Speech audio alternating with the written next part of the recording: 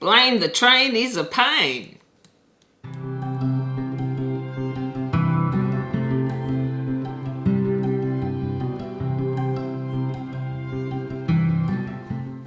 G'day to all you lovely people and welcome back to my channel. Today I'm going to talk about this. Wizard and Glass by Stephen King, the fourth book in the Dark Tower series. I know I have fallen a bit behind, but I think I'm finally catching up.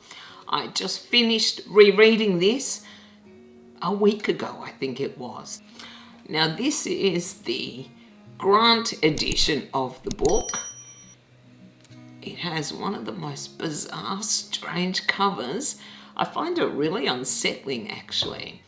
The artwork in this is done by Dave McKean, and some of them are fantastic. I don't love all of the artwork because some of them are quite upsetting, actually, or, again, unsettling, but they just add something more to your reading experience. That's what I find anyway.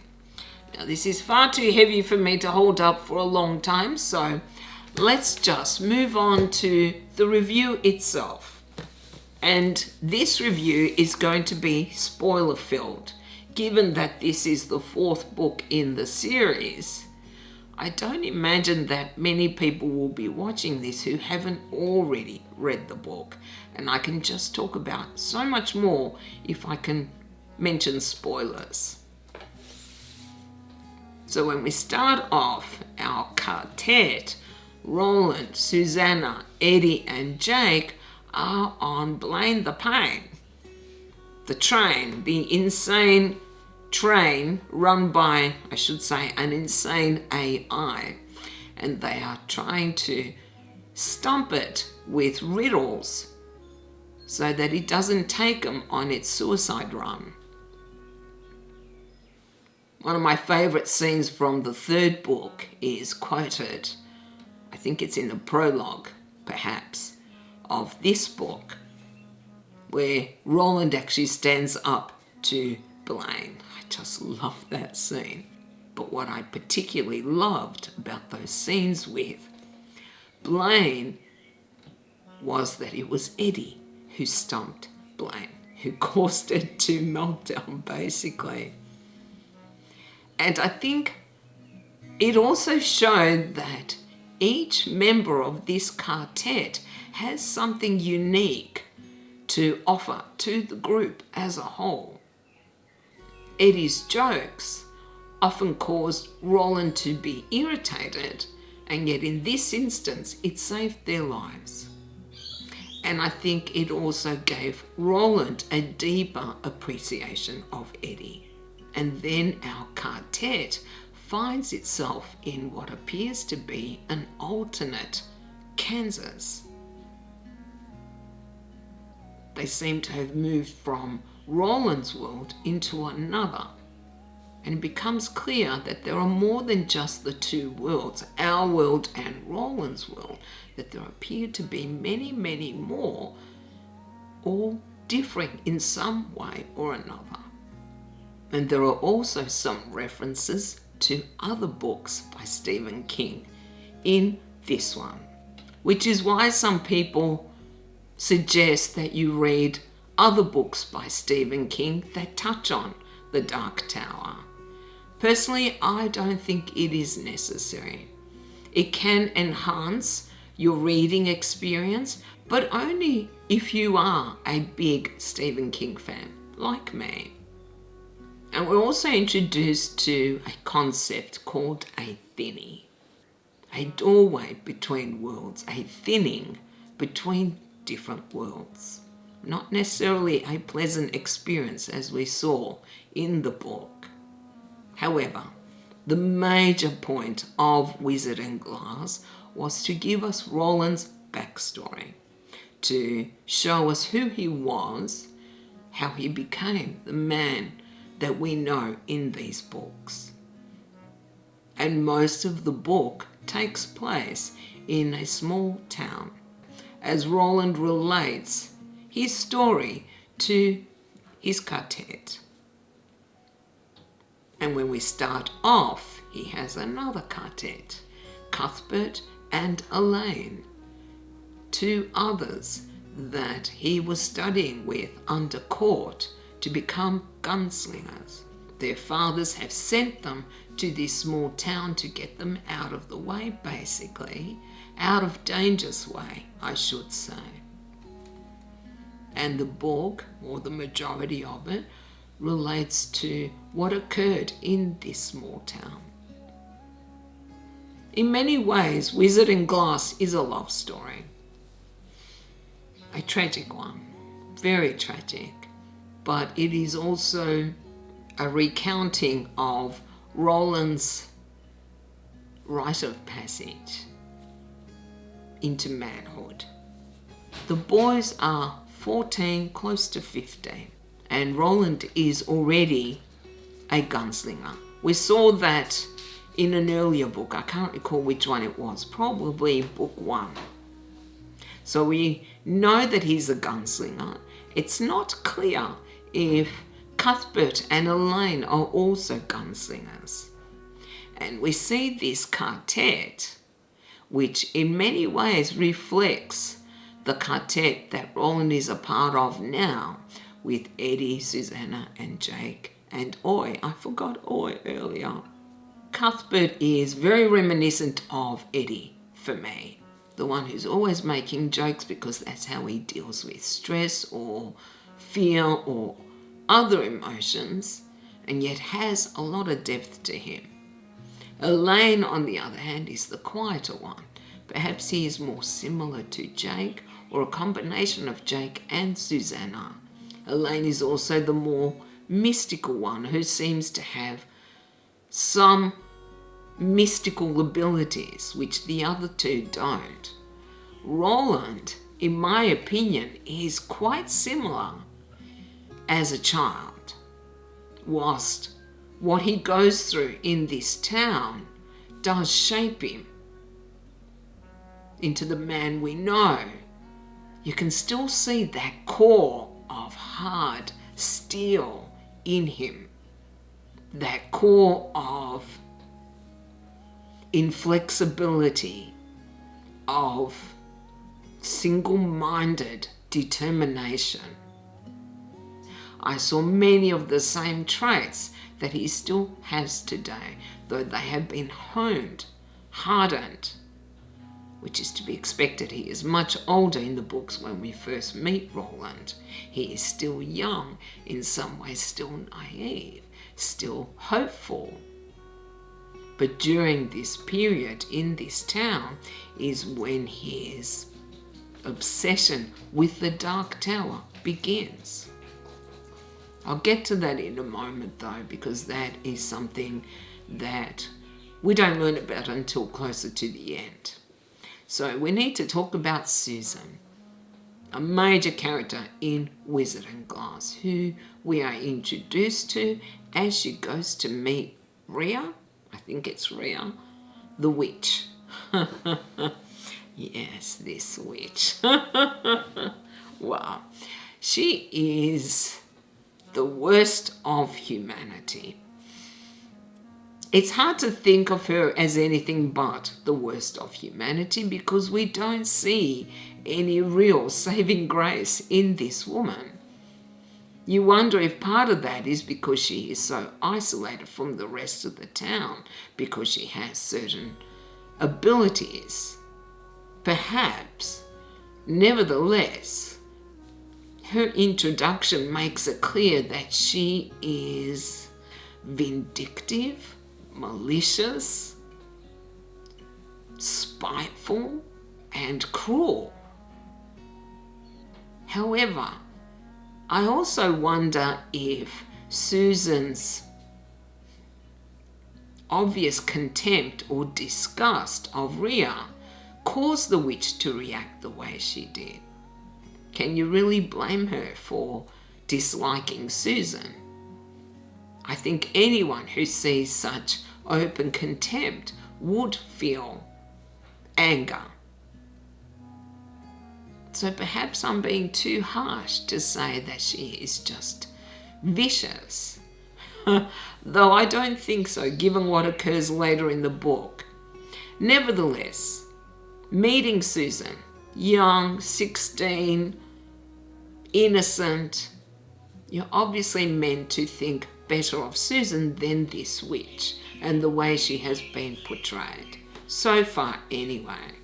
And even though I think we are meant to relate to Susan more because she's young, because she's beautiful, because she's innocent, I had a lot of trouble relating to Susan. I found her disgust of Ria a strike against Susan, a sign of immaturity and intolerance, narrow-mindedness even. She didn't give the old woman a chance. She immediately disliked her and found her disgusting and didn't even try to hide her. Now, I think a lot of people would have liked Susan. I actually really struggled with her character. The first time I read this book, and this time as well, I found it hard to admire her. I know she's very young, she is 16. However, in this world, in Roland's world, gunslingers can be made at 14, 15. Girls marry younger. It may not be what we would like in our society, but it seems that in this society that we are reading about, 16 is old enough to become the lover or gilly of a married man. And this is my sticking point with Susan. She agreed to become the mayor's gilly, to bear his child. Why? Because she wanted land, because she wanted horses. And those of you who are going to say it's her aunt who wanted those, well, I don't fully agree with this.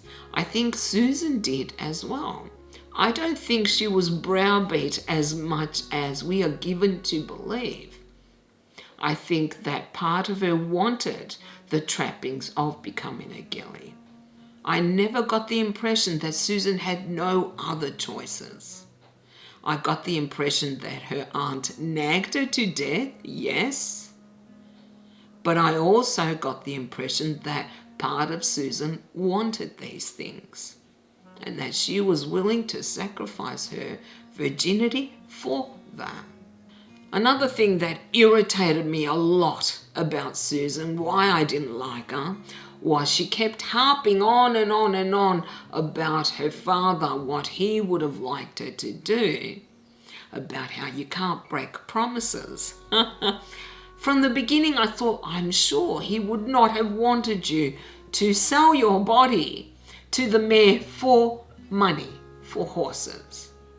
And for those who might defend Susan, there is this very telling scene, the dinner at the mayor's house, where the boys are introduced to the town and Susan is sitting beside the mayor wearing a sapphire and a dress, I believe, that the mayor had made for her. See, that implied to me that Susan liked the trappings associated with her standing as the mayor's next gilly, that she was a willing participant in this agreement, that she wanted what came out of it. So I found it very hard to like or admire Susan. If anything, I felt the reverse for her.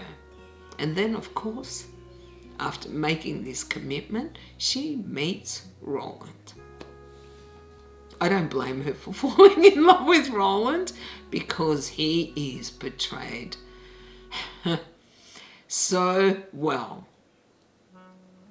Stoic, strong, silent, mysterious, courteous, and of course handsome, or so we're told. I cannot blame Susan for falling in love with him. I think Roland could do better, I always have, but he's 14. He is bowled over by her looks, because he really doesn't know who she is at that point. So this love affair is the cornerstone of Wizard and Glass. All the pangs that are associated with young love, the blindness, the rose-coloured spectacles that we wear when we first fall madly in love. I think Stephen King did an excellent job at showing us the passion and indifference to anything else when it comes to first love. I also think his description of this small town and its inhabitants is also very true to life, though clearly there is a difference, or you'd hope there would be a difference, between this small town and other small towns in real life. But like anything, you have your kindly citizens and you have the horrible ones. But this town is also ready to go up in flames, because the boys and their fathers assumed that this town was safe because it's far away from the conflict regarding Farson the good man, and instead it is a boiling pot. Instead it seems to be a staging ground for the enemy of the Gunslingers. And the major conflict in this story is between the coffin hunters and the young boys, Roland's quartet. The way the coffin hunters are described, they seem scary, ruthless, dangerous. That's how they're described, right? And then there is this scene, and it is probably my favourite scene in the book.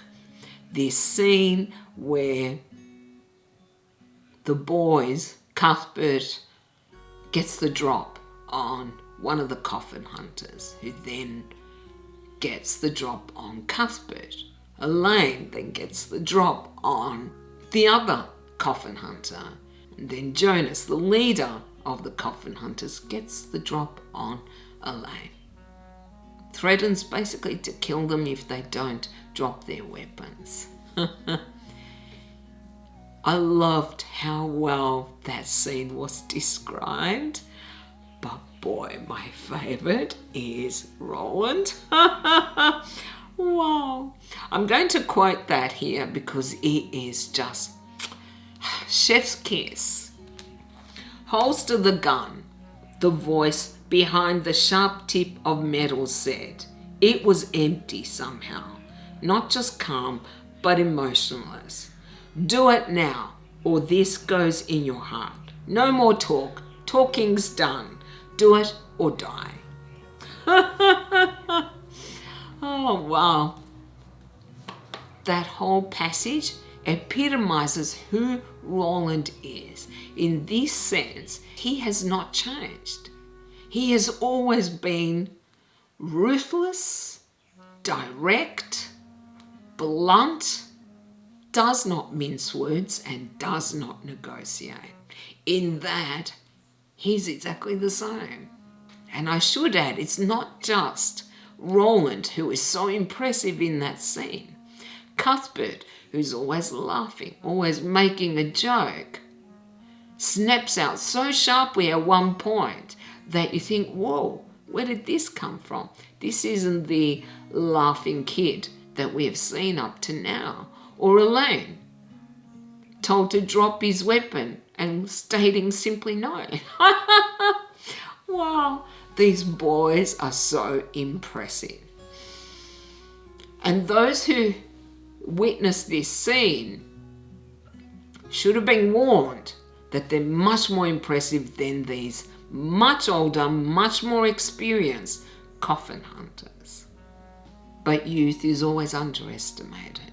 Lack of experience, people think, means that they're stupid or just don't have the wherewithal to deal with unexpected situations. And yet time and again, the boys get out of some very tricky situations. That scene where Roland says to Jonas, "When were you sent west, maggot?" Oh, wow. That was so good. I guess it wasn't completely surprising, given Jonas's knowledge of gunslingers, etc. But I remember the first time I read it, I was a little surprised. I didn't expect it. And I thought, oh, that explains everything about Jonas. And it also explains why he was sent west. The scenes between the coffin hunters and the boys were definitely my favourites, rather than this love story. And it's not surprising that Cuthbert, for example, felt some resentment towards Susan. You have this very strong friendship, and all of a sudden you feel left behind because your friend is spending more time with someone else. That I also felt was very realistic. But Stephen King, I think, is one of the best writers of children, of teenagers. I think he grasps exactly what we were like as kids or teenagers, and they always come across as realistic, to me anyway. Even though these boys are something different, because they are, if not gunslingers in training, who are much harder, tougher than most teenagers. And yet their emotions are not all that different, really, from any other teenager.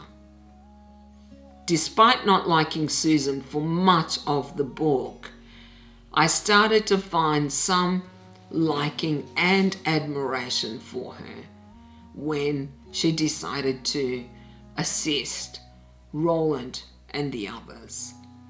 It seemed like she finally woke up to this promise she had made to the mayor, that perhaps it wasn't the right decision given the effect it was having on the mayor's wife, Olive, who was a much nicer person, if you ask me, than Susan was, much more forgiving. And even though she did step up, put herself in danger, help the boys, even though in some ways she was very admirable, I came away feeling that if things had gone smoothly for them, if she had gone with Roland back to Gilead, I don't think that their relationship would have lasted. They reminded me a little bit of Romeo and Juliet, and I always felt that that relationship also wouldn't last many years. Susan seemed to be a little bowled over by wealth, by the trappings associated with wealth and status, and part of me had to wonder, would she have loved Roland as much if he wasn't the son of the Lord of Gilead? That's the cynic in me, I know. But I don't think their relationship would have lasted. I think that she was more shallow than Roland thought. Roland, for all his flaws, was deeper, I always felt. But they didn't get to find out, did they? No, because I have to talk about what did happen at the end. I don't know if it is true that small towns can become such mobs like this. I have to assume that in part there was a magical element there, similar to what happened to, was it Tull in The Gunslinger, where the entire town seemed to be affected and were trying to kill Roland. I have to wonder if something similar, some disease, was also affecting everyone in Hambley. Because it seems strange to me that the mob, and it did become a mob, was so intent on killing these boys and also killing Susan.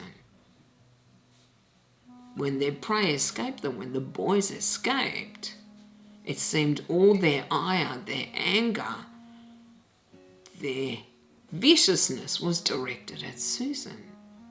because of Rhea. Because Rhea was horrific. Any sympathy I might have had for Rhea, she lost at the end of this book because she was just pure spite. But I expected somebody, a few people to stand up, and thankfully there were a few, like the wonderful Shimi, and Olive, the mayor's wife. I love how brave she was and willing to help someone who it would be natural if she hated. There were always some good or bright lights in a situation like this, but there were so few in this town. Most just seemed to have lost all sense of morality, of justice. It was all about accumulating wealth or power. It seemed like most of the ranchers were in this not because they believed in the good man, but because it would financially benefit them. That, unfortunately, is realistic and true to life, but it's also very depressing when you think about it. I mean, seriously, they were willing to kill 3 boys, 14-year-olds. Why? Because somebody planted evidence which it was obvious was planted. And then they were all willing to burn Susan. I should talk briefly about Susan's aunt, Cordelia, who I loathe so much in this book. Miss so young and so pretty. She was so envious and jealous of her niece from the very beginning. She was a dried up old stick, no doubts about it. But to use Susan in such a way showed she cared nothing for Susan. The scenes relating to Susan's death were really heartbreaking, especially the effect it had on Roland. And I think when you're 14, 15, and you lose what you think is the greatest love of your life, you're not going to get over it, not really. You don't have a chance to fall out of love, so you're always going to imbue that relationship with mythic status. It never got the chance to disillusion you, like some relationships can. It doesn't mean it necessarily would have happened here, but I never thought they were completely compatible. Susan did seem more concerned about material wealth rather than honour, though she did do the honourable thing at the end. Perhaps Roland could have influenced her into becoming a better person. It's hard to say. Nevertheless, when Roland looked into the glass and then basically stated that regardless of whether Susan makes it back to Gilead or not, he won't marry her because he has to go on this quest for the Dark Tower. That, I think, was the beginning of his obsession with the Dark Tower, and yet his motivations for pursuing it were not for glory. It was to save the worlds, all the worlds. It makes his quest for the Dark Tower noble. And I think it was important to see that Roland's obsession is much, much more than just an obsession for finding the Dark Tower, that he has very good reasons, very noble reasons for finding her, especially as his world seemed to fall apart, as the world moved on, as he tells us. Finally, I guess I should deal with the confrontation in the land of Oz. I'm sure there are a lot of pop cultural references that might be uniquely American that I miss as I read this series, but I recognized the Wizard of Oz when I heard it, and the shoes, etc. In many ways, those scenes in Oz, the shoes, the TikTok man, etc. did feel a little anticlimactic after what had occurred in the small town, with Susan in particular, and what had occurred to Roland, the realization of his life's purpose to reach the Dark Tower. There's a lot more I can say about this book, and I'm sure I've left some things out, I always do, but it's time to summarize. Wizard and Glass is, in my opinion, a glimpse into the shaping of Roland Deschain. The shaping of what was already there, though. It shows us what motivates him. It showed us the values he was given as a child, which he still seems overall to have today. It shows us also betrayal that he has faced, and sorrow, loss, and how those things also shape the person you become. How it would be natural for anyone who has suffered such a loss to cut themselves off from others. Whilst I can appreciate that many people love this book for this insight into Roland's character, I will admit this one is not my favourite. I wanted to spend more time with our current quartet, not the old one. And whilst I love the story, I felt it could have been shorter and I would have liked it more. I just wanted to be with Eddie and Susannah and Jake and Oi and Roland. Not so much with Susan, who I have to admit I wasn't a fan of. But that is my view, and that might be coloured by the fact this isn't the first time I have read this book. So perhaps already knowing Roland's history, I didn't feel this added so much for me on a reread anyway. Nevertheless, this was a great instalment in the series, and it's one of the thicker ones. They're all going to be thick from now on. And it does enrich your knowledge, not just of this world, Roland's world, but also the backstory, how this world was before it moved on. Now, of course, I want to hear what you thought of Wizard and Glass. Did you like it? Did you hate it? What did you like about it? What did you dislike about it? You know, I always want to hear from you. And you can let me know down in the comments. Thank you all very much for watching. I really do appreciate it. And if you like this video, you know what to do, right? I don't need to tell you. I also wanted to thank all my patrons for supporting me during this last few months in particular. Thank you to all of you. I hope you all have a beautiful day, and I'll see you next time. Bye.